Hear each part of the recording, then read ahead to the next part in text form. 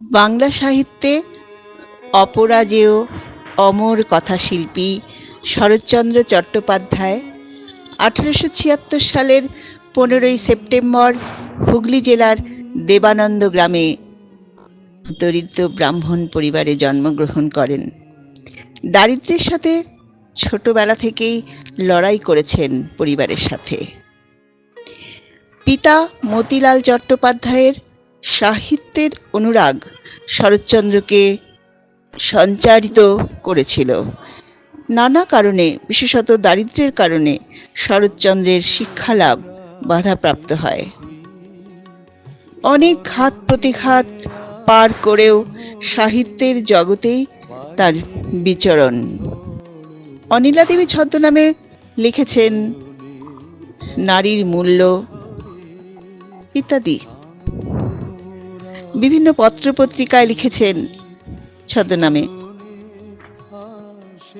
তার প্রথম মুদ্রিত গ্রন্থ বরদিদি।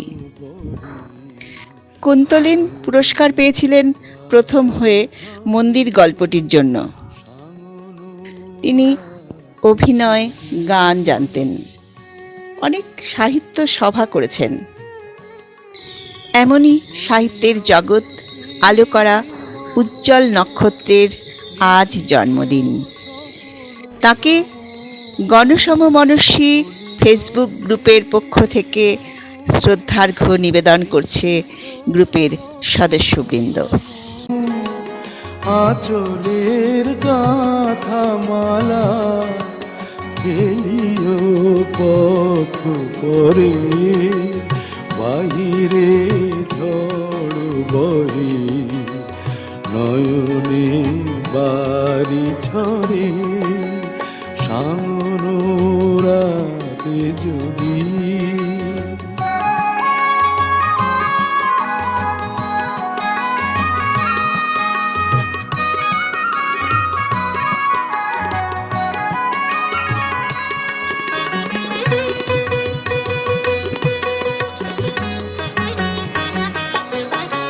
ঝুরিবে পুবালিবাই গহন দূর বনে, রহিবে চাহি তুমি একলা বাতায়নে, বিরহী কুহুকে গাহিবে নিপোষাকে, যমুনা নদী পারে শুনিবে কে যেন ডাকে, বিরহী কুহুকে গাইবে নিপোষাকে, যমুনা নদী পারে শুনিবে কে। শরৎচন্দ্রের কথায়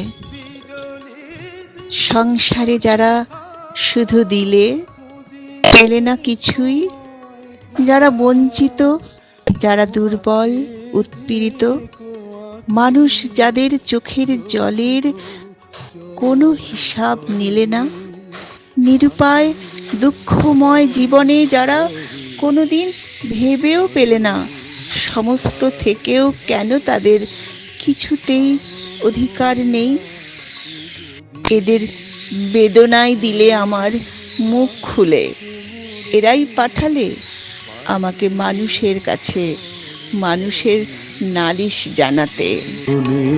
বাড়ি ঝরে সামনোরাতে যদি